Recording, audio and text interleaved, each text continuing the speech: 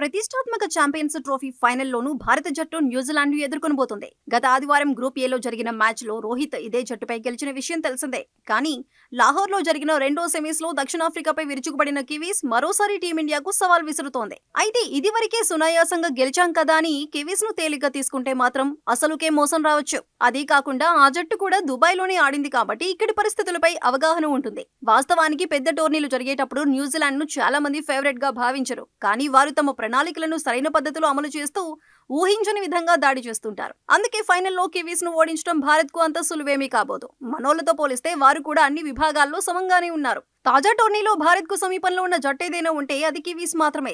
Left arm spinner శాంటన్ నేతృత్వంలోని Bracewell, Philips, రచిన్ల రూపంలో బలంగానే కనిపిస్తుంది. గ్రూప్ మ్యాచ్ లో వీరిపై భారత్ ఆధిపత్యం చూసి మ్యాచ్ ను గెలవగలిగింది. కానీ ఈసారి దుబాయ్ పరిస్థితులు తెలుసు కాబట్టి పక్కా వ్యూహంతో భారత్ ను కట్టడి చేయాలనుకుంటోంది.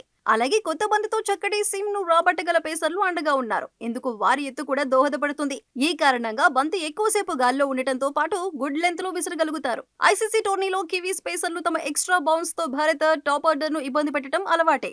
అందుకే తొలి పవర్ ప్లేలో వీరిని ఎదుర్కోవాలంటే భారత జట్టు ఆ మేరకు ప్రణాళికలతో బరిలోకి దిగాల్సి ఉంటుంది. భారత్ మాదిరి కివీస్ బ్యాటింగ్ ఆర్డర్ కూడా దుబాయ్ పిచ్లకు సరిపోయే విధంగా ఉంది. తమ గ్రూప్ మ్యాచ్ లో భారత స్కోరును ఛేదించలేకపోయినా వారిని తక్కువగా చేయడానికి లేదు.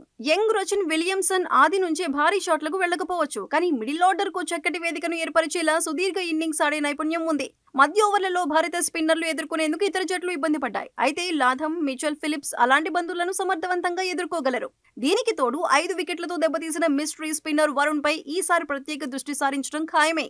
అన్నిటికన్నా ముఖ్యంగా కివీస్ ఫీల్డింగ్ ప్రమాణాల గురించి ప్రత్యేకంగా చెప్పుకోవాల్సిందే. గ్లెన్ ఫిలిప్స్ ను ఆధునిక జాంటీ రోడ్స్ గా పిలుస్తున్నారు. మైదానంలో అతడి విన్యాసాలకు ఎవరైనా ఫిదా కావాల్సిందే. అతడితో పాటు యంగ్, బ్రెస్వెల్, శాంటన్లను కూడా సూపర్ ఫీల్డర్లుగా పరిగణిస్తారు. బంతి వారి దరిదాపుల్లోకి వెళ్తే కనీసం సింగిల్ తీసేందుకు కూడా బ్యాటర్లు ఆలోచించాల్సి ఉంటుంది. కనీసం 30-40 పరుగుల ఫీల్డింగ్ ద్వారా కట్టడి చేయగలరు. అందుకే భారత జట్టు ఛాంపియన్స్ ట్రోఫీని దక్కించుకోవాలంటే ఫైనల్లో కివీస్ ను ఆషామాషిగా తీసుకుంటే కుదరదు. అంతేకాకుండా 2000లో జరిగిన ఛాంపియన్స్ ట్రోఫీ ఫైనల్లో కివీస్ చేతిలోనే ఓడామన్న విషయం గుర్తుకు తెచ్చుకుంటే మరీ మంచిది.